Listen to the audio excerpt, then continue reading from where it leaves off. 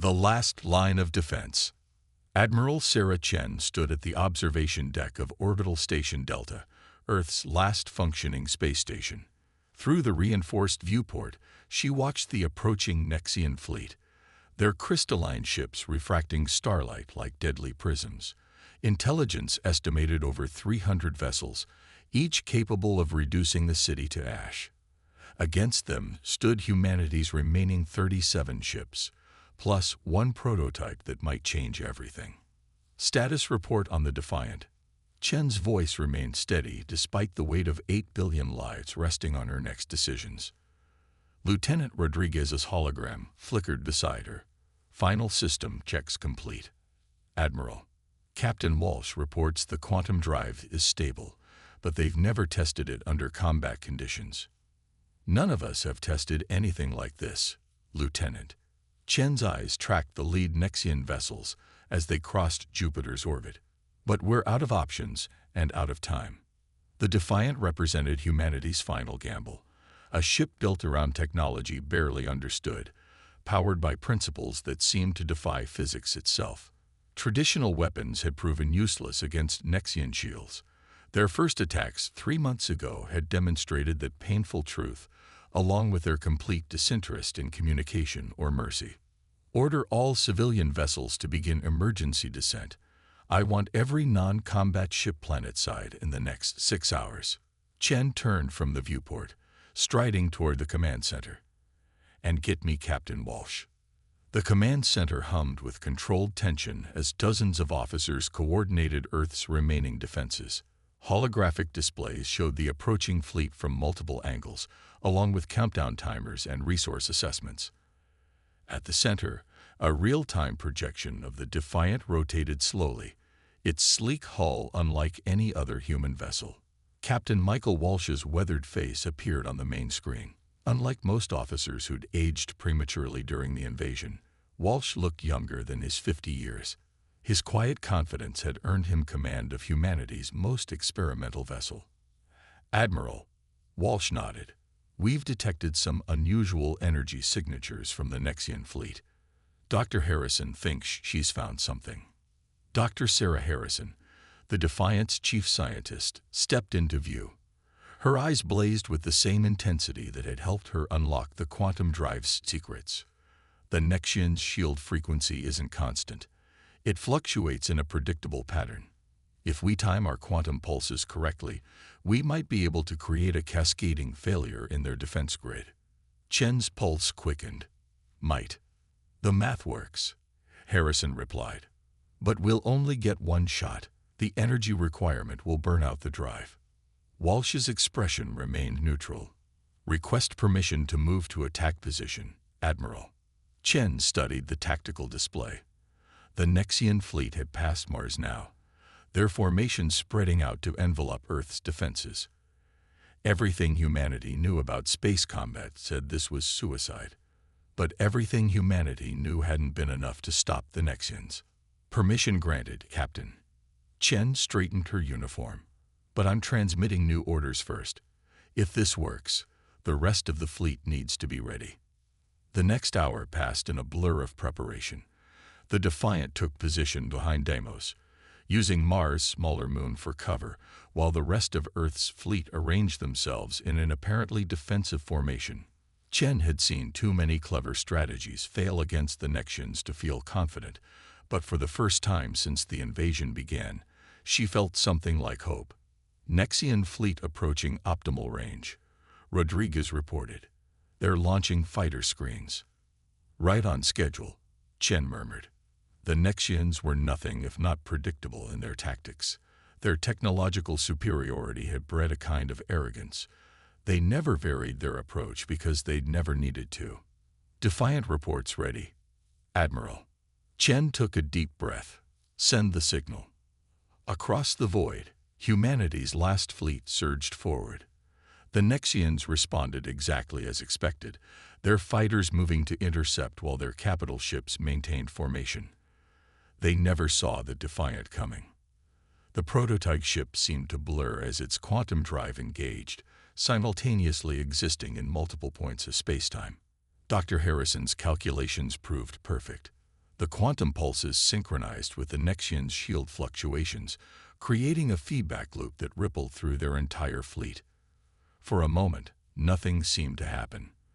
Then the nearest Nexian vessel's shields flickered and died. Then another, and another. All ships, open fire, Chen ordered. Concentrate on their command vessels. What followed was unlike any battle in human history. With their seemingly invulnerable shields compromised, the Nexian ships proved surprisingly vulnerable. Their rigid tactics, so effective until now, became a liability as they struggled to adapt. The Defiant, its quantum drive burning out just as predicted, had opened a window of opportunity. The question was whether humanity could capitalize on it before the Nexians recovered. As the battle raged, Chen allowed herself a grim smile. Win or lose, the Nexians would remember this day. Humanity wouldn't go quietly into the night. They would fight back. The quantum gambit. The Defiant drifted in space, its revolutionary quantum drive now little more than slag. But Captain Walsh allowed himself no time for regret. The real battle was just beginning. Status report on the Nexian command ships, he ordered, watching as Earth's fleet pressed their advantage. 3 destroyed, 2 heavily damaged, Lieutenant Park reported from Tactical. But the remaining ships are adapting their shield frequencies. Dr. Harrison's solution won't work twice. That was expected. The Nexians' technological superiority meant they rarely needed to innovate, but they could learn. Walsh had studied every encounter humanity had with them, looking for patterns. Their adaptation speed was remarkable, but it always followed predictable paths. Send the data package to the fleet, Walsh commanded. Execute pattern Sierra 9. The human fleet's formation shifted, breaking into smaller attack groups. Standard doctrine said this was suicide against a superior force, but Walsh was counting on the Nexians' rigid tactical thinking. Their ships moved to envelope the scattered human vessels, exactly as predicted. Sir, Dr. Harrison called from her station, I'm detecting unusual energy signatures from the damaged Nexian vessels. They're attempting something we haven't seen before. Walsh smiled grimly. They're trying to rewrite their base shield protocols, exactly what we wanted them to do. He opened a channel to Admiral Chen. Admiral, we have confirmation, requesting permission to proceed with Phase 2. Chen's response was immediate. Granted, Captain. Make it count. While the Defiant's quantum drive was revolutionary, it wasn't humanity's only breakthrough. Deep in the ship's core, a quantum eye processed combat data at speeds that would have been impossible months ago. It had been studying Nexian behavior patterns since first contact, looking for weaknesses that human analysts might have missed. Execute broadcast protocols, Walsh ordered. Let's show them what else we've learned. The AI had discovered something fascinating about Nexian technology.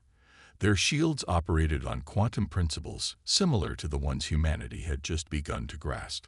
More importantly, their entire command and control structure relied on quantum entanglement for faster-than-light communication. Dr. Harrison's team had theorized that this made them vulnerable to quantum-level interference. The Defiance drive test had just proved that theory correct. Broadcasting now, Harrison reported. Their entire network should be receiving our signal. What they were attempting had never been tried before. The signal contained a carefully crafted quantum algorithm, designed to propagate through the Nexians' own communication channels. It wouldn't destroy their ships or disable their weapons. It would do something far more devastating. It would make them think. The Nexian fleet's rigid tactical doctrine wasn't just training. It was literally programmed into their ships' combat systems. Their crews followed these protocols absolutely, never questioning their efficiency. But the human quantum eye had found a flaw in their logic, a philosophical paradox in their base programming. First signs of effect showing, Park announced. Nexian formation is becoming erratic. Walsh watched as the massive alien fleet began to lose cohesion. Individual ships started breaking formation, their responses becoming increasingly unpredictable. Some continued their attack runs while others began defensive maneuvers against imagined threats. Their quantum network is experiencing cascading logic failures, Harrison explained, her eyes bright with vindication. They can't reconcile the paradox with their core programming. It was beautiful, in a way. Humanity had spent centuries debating philosophical questions about consciousness, free will, and the nature of reality. The Nexians, for all their technological advancement, had never needed to. Their absolute certainty in their superiority had become their greatest weakness. Admiral, Walsh reported, Phase 2 is successful. The Nexian fleet is compromised. Chen's voice carried a note of fierce satisfaction. All ships, press the attack. Concentrate fire on their command vessels. Don't let them regroup. The battle that followed was unlike anything in human military history. The once coordinated Nexian fleet fell into chaos as their ships struggled with concepts their programming couldn't process. Some vessels simply shut down, their crews paralyzed by philosophical paradoxes their training never prepared them for. Others fought on, but without the terrifying efficiency that had made them so deadly. "Sir," Park called out, "we're detecting power surges in several Nexian ships. They're attempting to purge their systems." "Too late," Harrison murmured. "The paradox is hard-coded now. Even if they restore from backups, the question remains." Walsh nodded. Humanity had given the Nexians something they'd never encountered before: doubt. Their perfect certainty was shattered, and with it, their greatest strength. As Earth's fleet pressed their advantage, Walsh allowed himself a moment of reflection. The Nexians had believed their technology made them invincible. They never considered that humanity's greatest weapon wasn't our ships or our weapons, but our questions, our doubt, our ability to face uncertainty and keep fighting. The battle wasn't over, but for the first time since the invasion began, humanity wasn't just surviving. We were winning. Counterstrike. Admiral Chen studied the tactical display as reports flooded in from across the solar system. The Nexian fleet was in disarray, but experience had taught her that wounded enemies were often the most dangerous. Multiple Nexian vessels are attempting to establish a new command network, Lieutenant Rodriguez reported. They're bypassing their quantum protocols, switching to conventional communications. "Clever," Chen muttered. The Nexians were adapting faster than expected, abandoning their compromised technology for more primitive but reliable methods. Status of their ground forces. The answer came from General Santos, commanding Earth's ground defense. "Their troops are losing coordination, Admiral. The quantum infection is affecting their combat units, but they're still holding most of their captured territories." The Nexians had landed significant forces before humanity's counterattack. While their ships struggled with existential paradoxes, their ground forces were reverting to basic combat protocols, less efficient, but still lethal. "What about the artifact?" Chen asked. Dr. Harrison's voice came through clearly despite the distance. "It's active, Admiral. The quantum disruption revealed something in their base programming we never expected. They're not just invaders, they're running from something." The artifact had been discovered in the ruins of a Nexian command ship, a crystalline structure that contained what appeared to be their complete historical database. As their quantum network collapsed, its encryption had failed, revealing truths that changed everything. "They're refugees," Harrison continued. "Their entire civilization is fleeing from something they call the void. Their rigid protocols, their technological advancement, it's all driven by desperate survival." Chen absorbed this information, her tactical mind already seeing the possibilities. "Can we communicate with them now?" "Yes," Harrison replied. Their quantum isolation protocols were part of their defense against the void. With those compromised, we're picking up transmissions we never could before. Chen made her decision. "Prepare a broadcast on all frequencies, including their new conventional channels. And get me Captain Walsh." The Defiant, despite its burned-out quantum drive, had been retrofitted with conventional engines. Walsh's hologram appeared, his expression questioning. "Captain, I need your ship for a diplomatic mission," Chen explained. "We're about to make history. one way or another. Walsh nodded. The Nexians won't expect it. Their protocols probably don't even allow for the possibility of negotiation after combat. Exactly.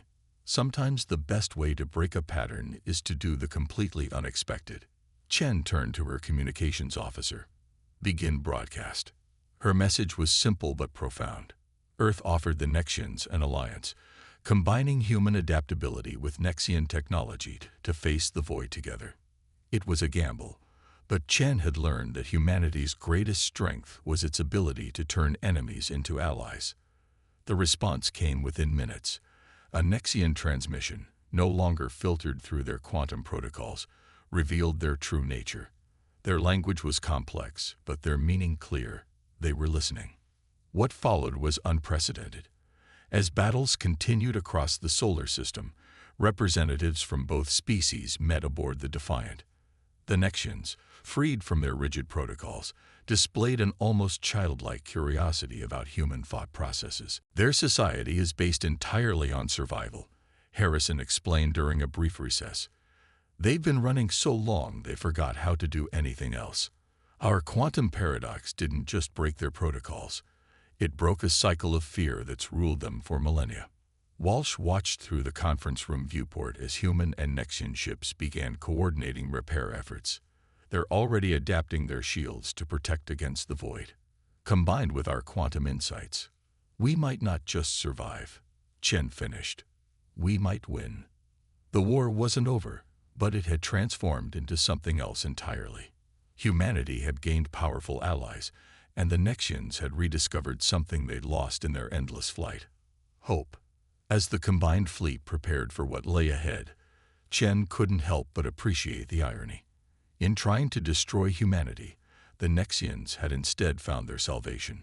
Sometimes victory came not from strength of arms, but from strength of spirit. The void was coming, but this time they would face it together. The hidden protocol.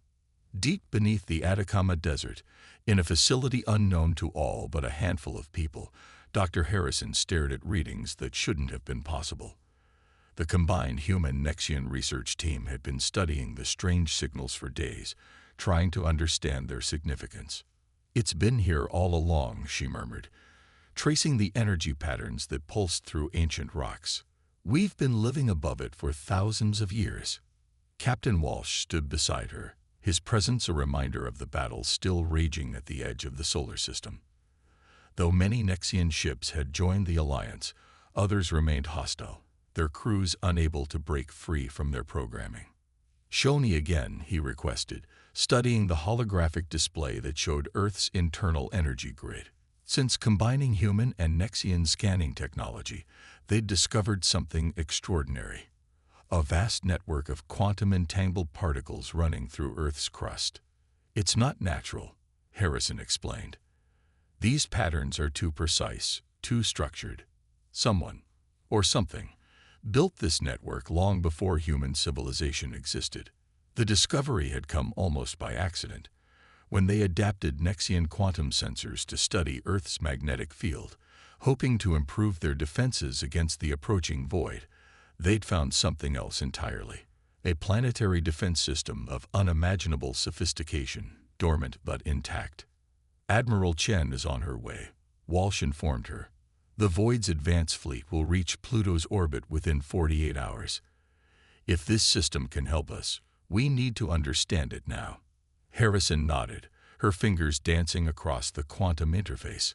Working with Nexian technology had advanced human understanding by decades, but this was different. The planetary network predated both species by millennia. "The Nexians found similar systems on other worlds," she said, pulling up comparative data. "But they were always destroyed, deliberately disabled. Whatever built them wanted them found eventually, but not too soon." Admiral Chen arrived with a small group of Nexian scientists, their crystalline environment suits catching the facility's lights. The alliance had proved fruitful. Human creativity combined with Nexian technical knowledge had already yielded breakthroughs in defensive technology. "Report," Chen ordered, her voice tight with controlled urgency.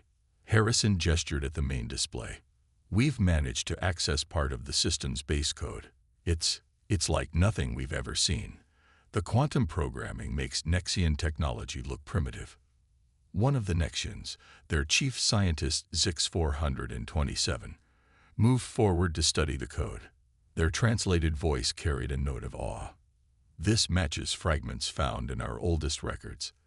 The builders, those who came before. Can we activate it? Chen asked the question they were all thinking. Harrison hesitated. Maybe. But there's something else you need to see. She brought up another display, showing energy readings from the approaching Void fleet. The quantum signatures match. Whoever built this defense system, they were fighting the same enemy. The revelation hung in the air. The Void wasn't just some cosmic horror. It was an ancient enemy, one that had threatened Earth before. And someone had left humanity a weapon to fight it. The activation sequence is complex, Harrison continued. It requires quantum harmonization across multiple nodes. With Nexian help, we can access it. But, Walsh prompted. It needs a pilot, a human consciousness to direct it. The neural interface, it's likely to be a one-way trip. Chen absorbed this information with characteristic stoicism. Do we have any other options? The answer came from their long-range sensors. The Void's advanced fleet had just annihilated a Nexian scout group near Neptune. Their weapons didn't just destroy ships, they erased them from existence, leaving nothing but quantum echoes. I'll do it, Walsh said quietly. Everyone turned to look at him. The Defiance quantum drive may be dead, but I've had more exposure to quantum systems than anyone except Dr. Harrison, and she's needed here to manage the activation. Harrison wanted to object, but the logic was sound. Walsh's neural patterns had already shown unusual compatibility with quantum systems. It was why he'd been chosen to command the Defiant. The interface chamber is ready, she said instead, her voice professional despite the emotion behind it. We can begin the activation sequence immediately. As the team prepared for what might be humanity's last stand, Walsh took a moment to look at the ancient machinery coming to life around them. Humanity had reached for the stars, only to find they were part of a war that had raged for millions of years. But sometimes, he reflected, the best warriors were those who didn't know they were soldiers until the moment came to fight. The fate of two civilizations, and perhaps many others, now rested on humanity's ability to unlock an inheritance they never knew they had. The next few hours would determine whether Earth would become another dead world in the Void's advance, or the turning point in a war as old as the galaxy itself. The countdown to activation had begun. Victory's price. The ancient chamber hummed with power as Captain Walsh settled into the neural interface chair. Crystalline structures, a fusion of Builder and Nexian technology, encased him like a cocoon. Dr. Harrison worked quickly, making final adjustments as the combined fleet engaged the first wave of Void ships beyond Neptune's orbit. Neural sync at 60%, Harrison reported, her voice steady despite the tremor in her hands. The planetary grid is responding to your presence, Captain. Through the quantum link, Walsh could feel Earth's defensive network awakening. It was like having nerves spread throughout an entire planet, each connection bringing new awareness. The builders had created something extraordinary, not just a weapon, but a way to unite an entire world in its own defense. Void fleet has breached Jupiter's orbit. Admiral Chen's voice came through the comm system. Our combined forces are falling back in tactical retreat, but we're taking heavy losses. Walsh closed his eyes, letting the quantum interface fill his consciousness. Through it, he could see everything. The desperate battle in space, the Void ships cutting through reality itself, the frightened but determined faces of everyone fighting to protect their worlds. Neural sync at 80%, Harrison announced.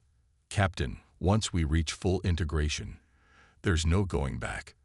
The energy requirements. I know, Walsh interrupted gently, but we're out of options and out of time. He managed to smile. It's been an honor, Sarah. The Void ships moved like liquid darkness through space, their weapons tearing holes in reality itself. The combined human-Nexian fleet fought brilliantly, using everything they'd learned about each other's tactics, but it wasn't enough. You couldn't fight an enemy that could simply erase the space you occupied, unless you could fight them on their own terms. Neural sync complete. Harrison's voice seemed to come from very far away. Planetary grid is fully operational. Captain Michael, good luck. Walsh felt the final connections lock into place. The builder's defense system wasn't just a weapon. It was a key to understanding space-time itself. Through it, he could see what the void really was, not just an enemy, but a cancer in reality, consuming everything in its path. "This is Walsh," he transmitted to the fleet. "All ships fall back to minimum safe distance. Things are about to get interesting." Through the planetary grid, Walsh could feel Earth's power rising. The builders hadn't just created a defensive system. They'd turned the entire planet into a quantum lens capable of focusing reality itself. As the Void fleet approached, he began to understand why they destroyed these systems wherever they found them. The first blast from Earth's surface looked like a beam of pure light, but it was much more. It was a concentrated stream of ordered reality, the antithesis of the Void's chaos. Where it struck, Void ships didn't explode. They simply ceased to exist, their corrupted space-time purified. By the first light, a Nexian commander breathed. "They're not just being destroyed. They're being corrected." Walsh directed the planetary grid with everything he had, each blast requiring more of his consciousness to control. He could feel himself spreading thinner, becoming one with the quantum network. But he could also feel the tide turning. The Void fleet, for the first time in recorded history, began to retreat. But Walsh wasn't done. Through the quantum network, he could sense other builder systems on distant worlds, dormant but intact. With the last remnants of his individual consciousness, he sent out a signal, a key to awakening them all. "Multiple quantum signatures detected," Harrison reported, her voice thick with emotion. "Systems are activating across the galaxy, the Nexian homeworld, dozens of others." Walsh smiled as his consciousness merged fully with the network. He was no longer just human, no longer just himself. He had become part of something vast and ancient, a guardian of reality itself. "Message from the captain," Harrison announced, reading the quantum pulse. He says, "Remember us. Remember that humanity's greatest strength was never in our weapons or our technology. It was in our ability to face the impossible and find a way forward." The builders knew this. It's why they chose Earth as their last guardian. This isn't the end. It's just the beginning. Admiral Chen watched as the Void fleet vanished, driven back by a power they had spent eons trying to destroy. The combined human-Nexian fleet regrouped, already preparing to take the fight to the enemy. Across the galaxy, ancient defenses were awakening, guided by the sacrifice of a single human consciousness. The builders weren't gone, Harrison realized, studying the quantum readings. They were waiting for a species with the right combination of characteristics, the technical ability to understand their technology, the adaptability to use it in new ways, and the courage to face the darkness without flinching. "They were waiting for us," Chen said softly. In the quantum network, what was once Captain Michael Walsh reached out across the stars, touching other awakening systems, preparing for the battles to come. Humanity had found its place in the galaxy, not just as survivors or warriors, but as guardians of reality itself. The war wasn't over, but for the first time in millions of years, the light was winning. And somewhere in the quantum consciousness that spanned the galaxy, a human soul smiled, knowing that his sacrifice had given both his species and his allies something they desperately needed: hope.